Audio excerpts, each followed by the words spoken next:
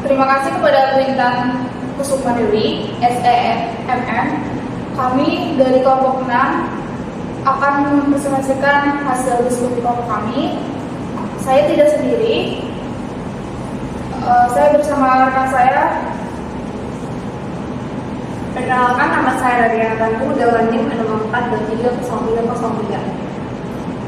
Saya Salina Simon dengan NIM 6423031. Saya Jumaiti dan NIM 642030501.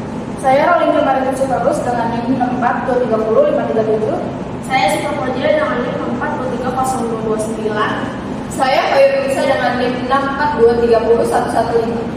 Saya dengan Amelia Putri Haryani dengan NIM 6430228. Dengan judul presentasi kali ini yaitu analisis statistik jumlah penduduk per provinsi di Indonesia tahun 2024. Mari kita langsung menjelaskan hasil kelompok kami.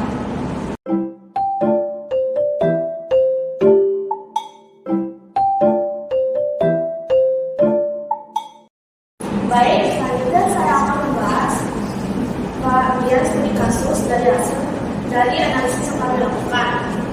Pada bagian studi kasus ini, kami menggunakan data jumlah penduduk dari 38 provinsi Indonesia berdasarkan dari Direktorat Jenderal Kependudukan dan Catatan Sipil atau Dukcapil tahun 2024. Jumlah penduduk antar provinsi sangat bervariasi. Mulai dari paling kecil adalah Papua Selatan dengan 0,55 juta jiwa, hingga yang paling besar adalah 50,49, hingga yang terbesar adalah Jawa Barat dengan 50,49 juta jiwa.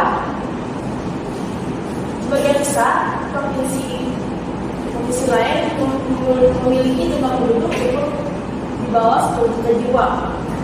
Provinsi lain yang memiliki jumlah penduduk cukup tinggi antara lain ada Jawa Timur dengan 41,71 juta jiwa dan Jawa Tengah dengan 38,8 juta jiwa. Secara keseluruhan, total jumlah penduduk dari 38 provinsi ini adalah sekitar 281,97 juta jiwa. Data lengkap dapat dilihat pada tabel yang kami tampilkan di slide. Dalam studi kasus ini ada beberapa hal utama yang akan kami bahas. Pertama, kami akan menentukan nilai mean atau nilai rata-rata, nilai median atau nilai tengah, serta menentukan range. Kedua, data akan kami susun ke dalam tabel distribusi frekuensi termasuk jumlah kelas, panjang interval, serta tepi atas dan tepi bawah dari setiap kelas. Ketiga, hasilnya akan kami visualisasikan dalam bentuk histogram, diagram lingkaran, dan morfologi. Dan yang terakhir, kami akan menyampaikan kesimpulan dari hasil analisis ini. Nah, itu tadi penjelasan mengenai bagian studi kasus yang menjadi dasar analisis statistik kami. Selanjutnya, bagian berikutnya akan dijelaskan oleh Lice yang membahas lebih detail perhitungan mean, median, dan range. Silakan Lice. Baik, saya akan melanjutkan penjelasan dari SIPA, yaitu saya akan menjelaskan bagian median dan mean. Jadi di bagian median ini yaitu nilai tengah, yaitu di Yogyakarta itu ada 3,73 juta dan Jambi 3,80 juta. Jadi itu hasilnya ditambah dulu, baru dibagi dua dan hasilnya 3,77 juta. Dan di bagian meannya itu yaitu nilai rata-rata, yaitu jumlah penduduk seluruh provinsi dibagi jumlah provinsi.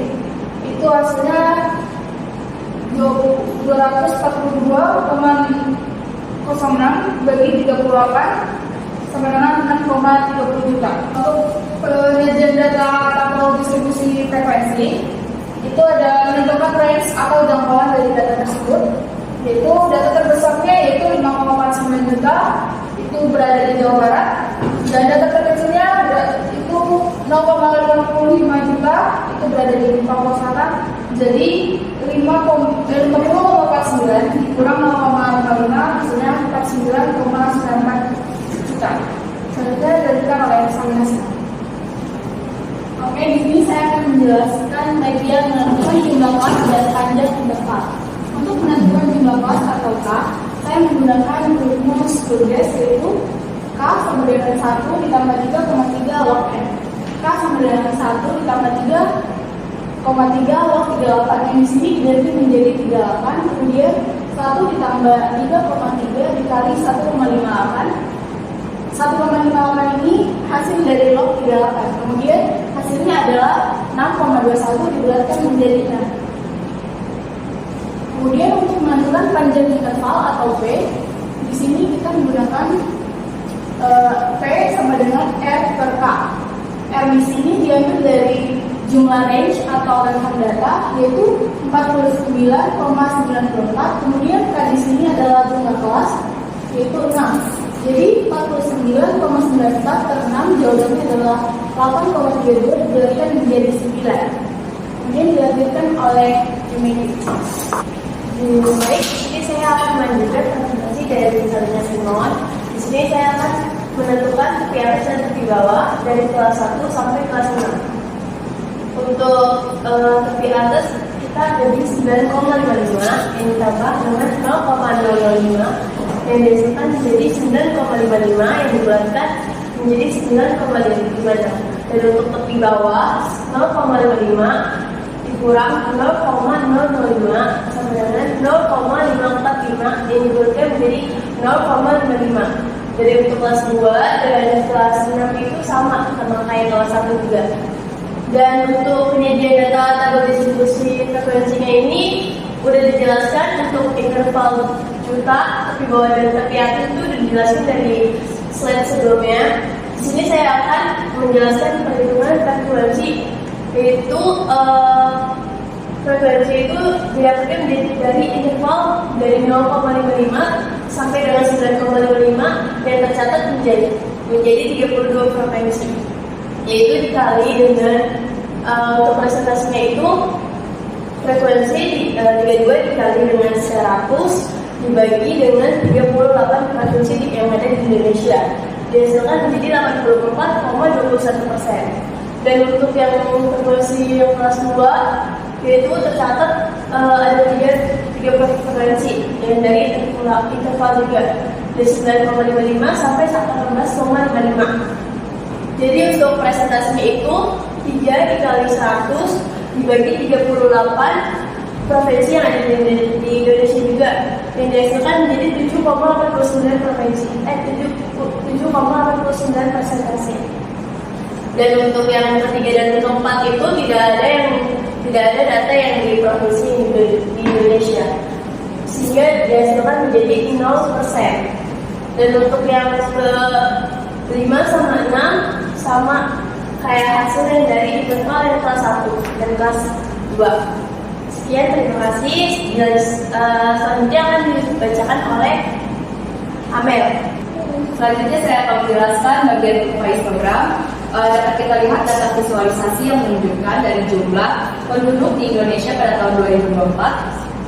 Yang di interval pertama itu ada 0,55 sampai dengan 9,55. Itu dengan frekuensi sebesar 32 provinsi. Lalu lanjut di interval kedua yaitu dari 9,55 sampai dengan 18,55 itu memiliki frekuensi sebesar 3 provinsi saja. Lalu ada yang lebih menarik di interval ketiga sampai dengan interval keempat, yaitu tidak memiliki 0 provinsi sama sekali, yang artinya tidak memiliki provinsi. Lalu lanjut di interval kelima yaitu dari 36,55 sampai dengan 45,55 itu sudah mulai ada kenaikan lagi sebesar frekuensi 2 provinsi saja. Lalu di interval terakhir atau sama dengan interval ke-6 yaitu dari 45, 5,5455 itu memiliki provinsi sebesar memiliki frekuensi sebesar 1 provinsi saja, yaitu provinsi Jawa Barat. Lalu selanjutnya akan dijelaskan oleh teman saya yaitu Narulian. Di sini saya akan mempresentasikan diagram bulat berinterval.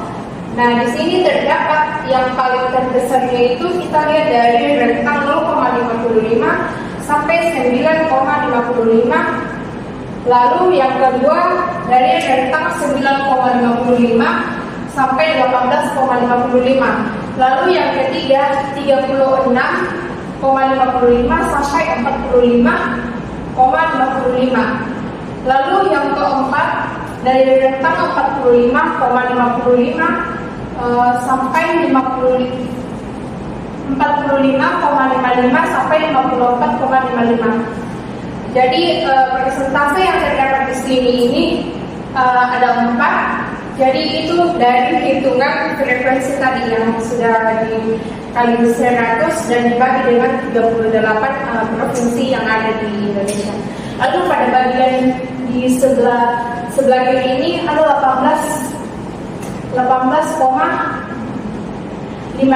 sampai 27,55. Lalu yang kedua 27,55 sampai 36,55. Jadi yang kedua ini tidak termasuk ke dalam diagram bulat karena hanya 0,00%. Jadi dianggap tidak masuk ke dalam diagram bulat per interval yang ada ditampilkan di sini di diagramnya. Mungkin itu saja dan selanjutnya akan dilanjutkan oleh Koernisa. Baik, di sini saya akan melanjutkan ada gambaran kurva OGIF. Kurva OGIF ini dihasilkan dari ada perhitungan data interval oleh rekan saya tadi. Di sini ada garis horizontal yang datar yaitu dimulai dari angka 9,56 hingga 54,56. Di sini ada garis horizontal yang menggambarkan dari frekuensi dimulai dari angka 10 sampai 40 karena jumlah frekuensi kita itu 38. Ada gambaran di angka 9,56 di sini menunjukkan titik 32 karena frekuensinya 32.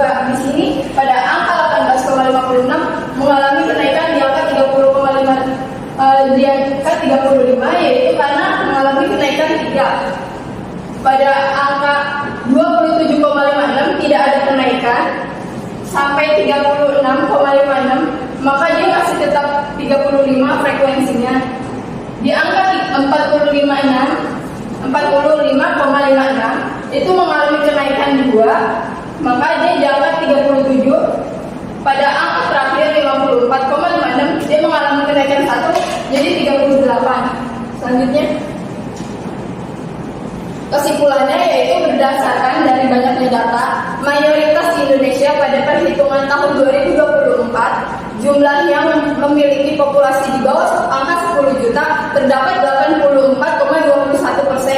Untuk nilai median atau nilai tengah yang sudah diurutkan itu ada 3,77 juta. Nah, sehingga menunjukkan bahwa separuh dari provinsi lebihnya itu memiliki penduduk yang kurang dari angka tersebut. Untuk nilai rata-rata atau min kita mendapatkan di angka 6,77. 3 provinsi yang tertinggi ada di Indonesia yaitu ada Jawa Tengah, Jawa Barat, dan Jawa Timur. Sehingga dari data ini menggambarkan ketimpangan distribusi penduduk antar provinsi yang cukup tinggi. Sekian